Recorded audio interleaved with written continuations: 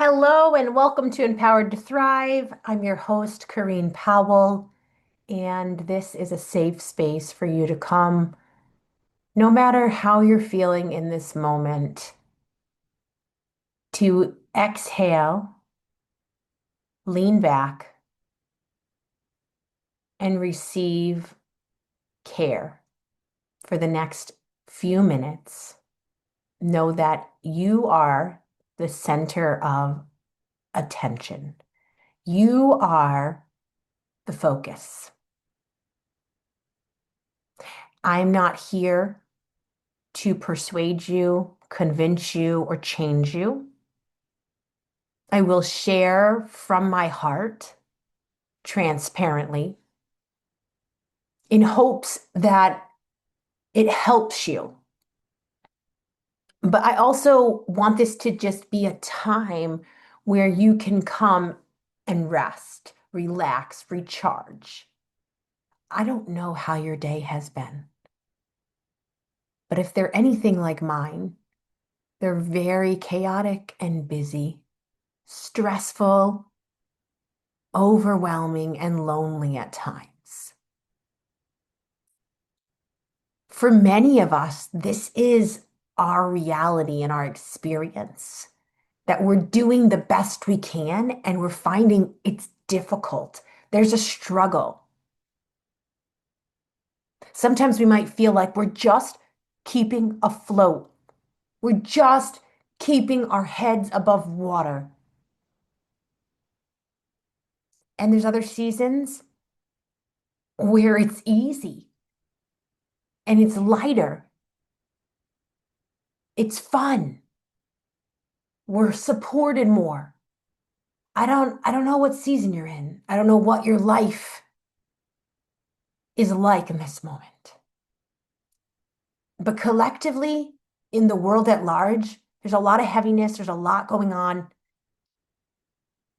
and I imagine you're feeling it like I am. Now, at this particular date and time in the US, we just celebrated Father's Day.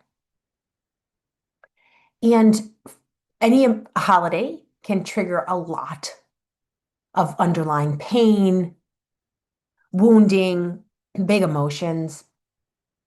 And Father's Day is one of those holidays that can be difficult for some.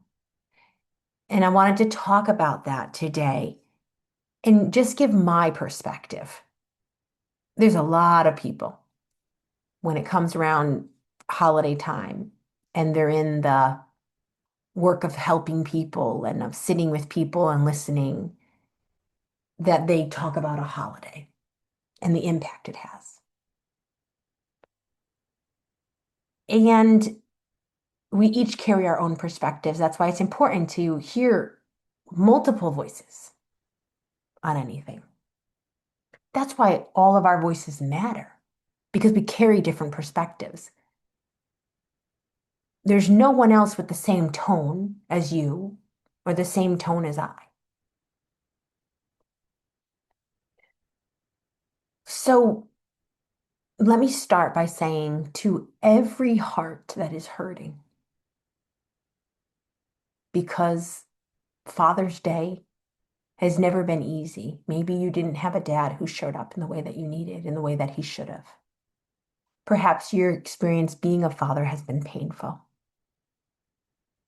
or you had dreams of being a dad and that hasn't come to be. Excuse me. Perhaps you had dreams of becoming a dad and that hasn't come to be. I especially want to just acknowledge that your pain is allowed, it's welcomed. It's uncomfortable, yes, but it's allowed to be here. Let's give it permission to show up. Whenever we're hurting deep inside and we don't let that pain come to the surface, we have to figure out how to cope with it. And sometimes that's where we start living out patterns that are destructive, that hurt us, that hurt other people that we care about. When we suppress and repress the pain and we don't allow it to bubble to the surface, it's still there and it's still affecting us. So, in this moment and in this place, as much as you're comfortable, allow that pain to present itself. It's less overwhelming to feel pain when you're in the presence of someone else who cares, someone else who sits with you in your pain and doesn't need you to get better quickly. I hope to be that someone for you here in this podcast space and also in private sessions outside of this space. Grief is something we all experience in different amounts, in different ways, at different times. But grief is a part of the human experience. When it comes to fathers and Father's Day, there could be grief over what never was, what never will be,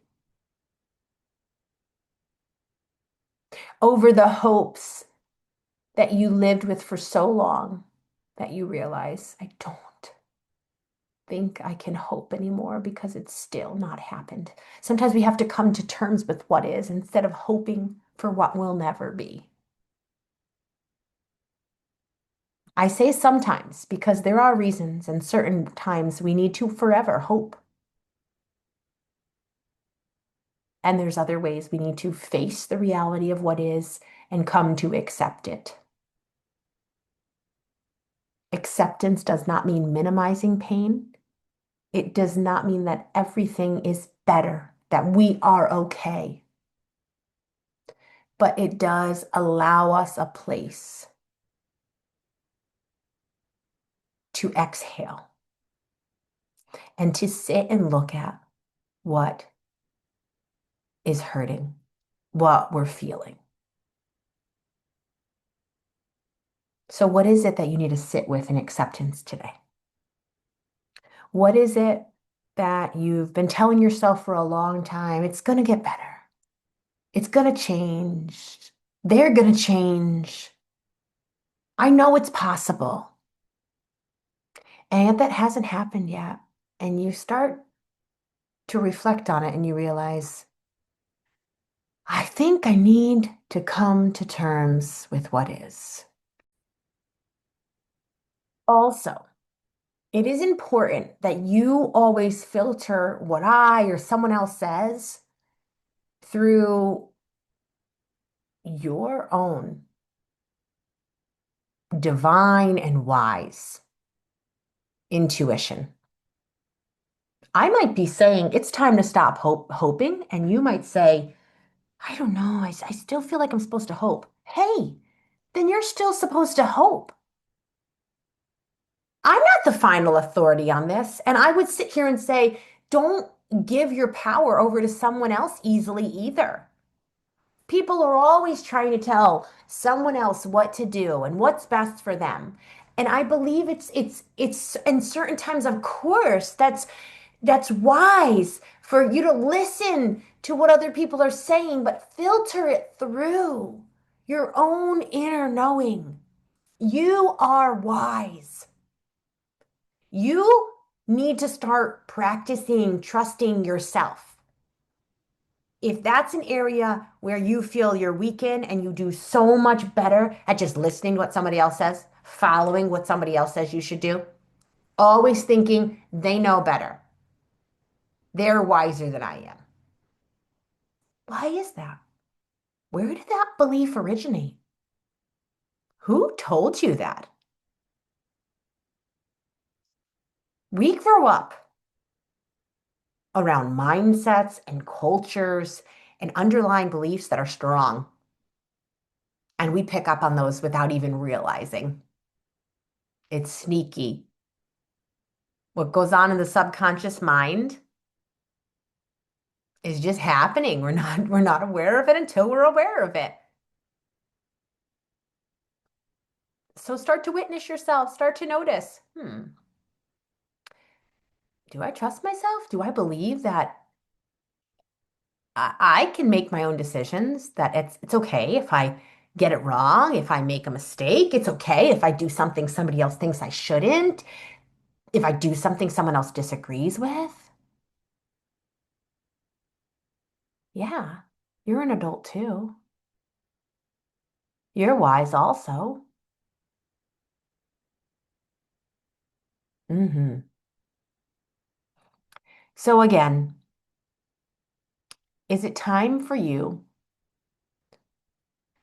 to allow what's been underneath the surface to come up and for you to look at it and sit with it, as uncomfortable as it might be, in the presence of someone else who is welcoming your emotions, who is safe to be with, who will even help you process through it if you need?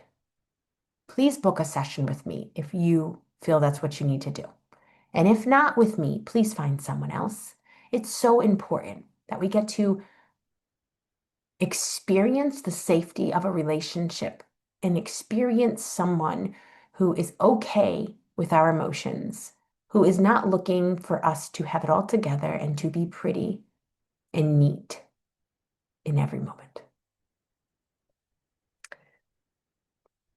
So Father's Day carries with it grief for many people about what was, what is, what never will be, what could have been, what should have been. And I am so sorry to each one of you that did not experience the dad that you deserve to have.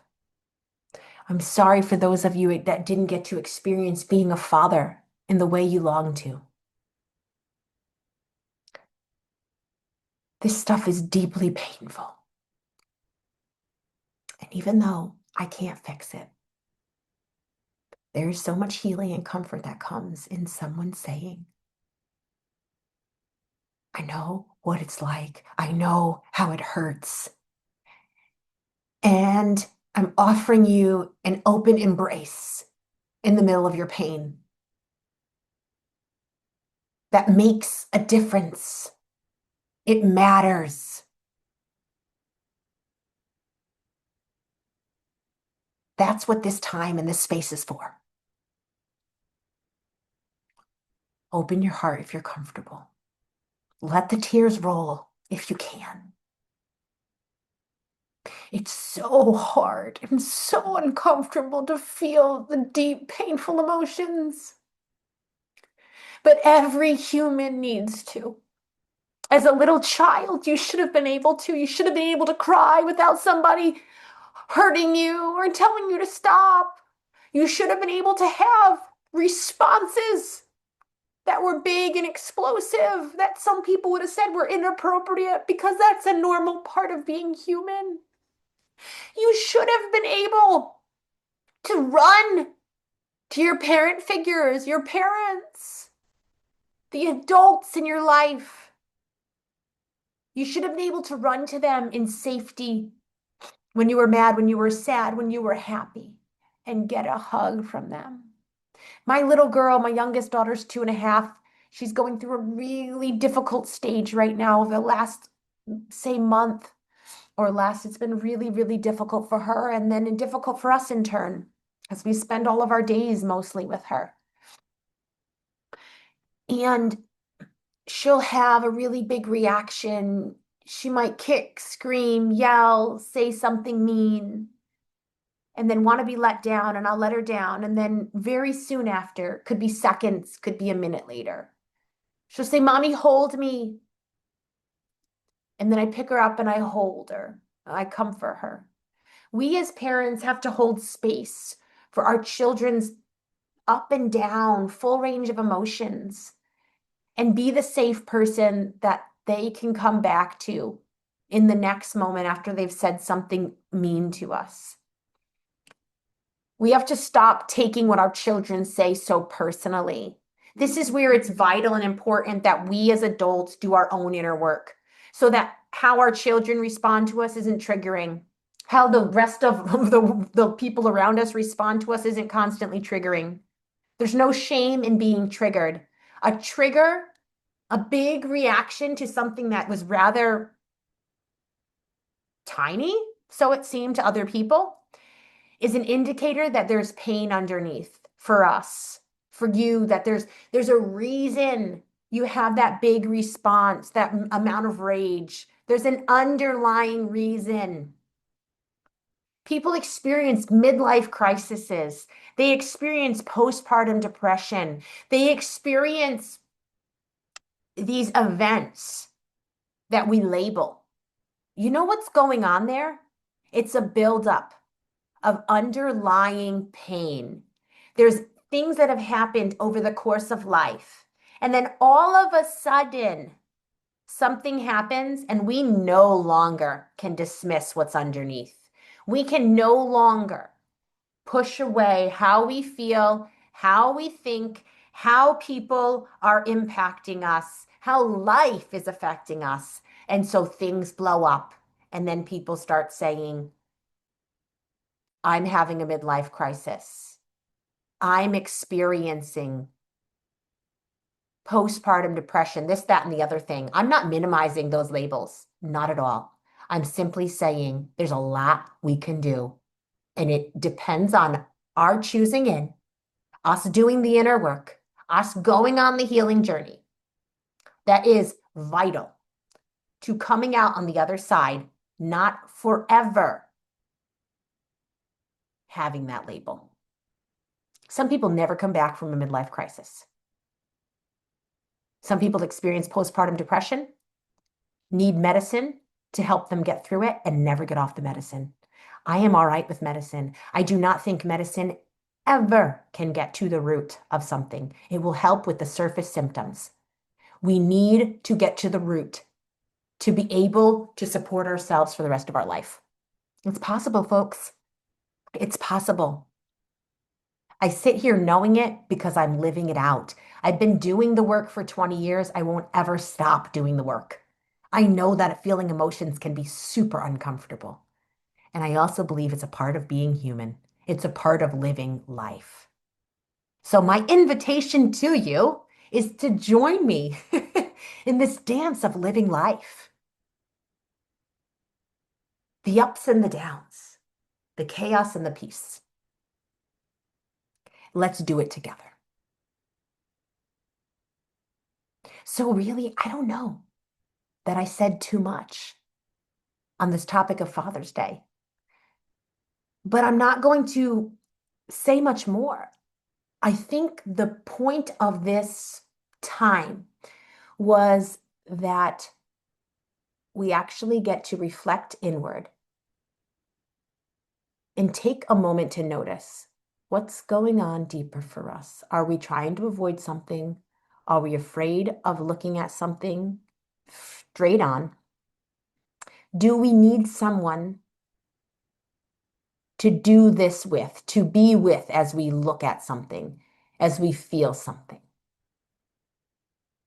And a reminder that how you feel right now is not how you always have to feel, but it will require your participation and you going on the journey and doing the beautiful, deep inner work that we are all capable of doing.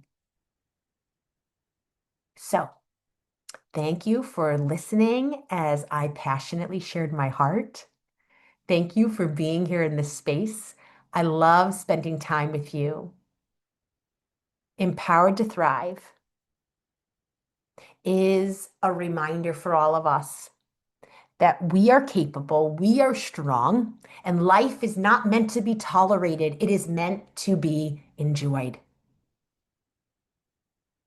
I am determined that even if someone set me in a place where there was nothing beautiful around, that I would be able to find something to call beautiful. And that it would allow me to endure that time.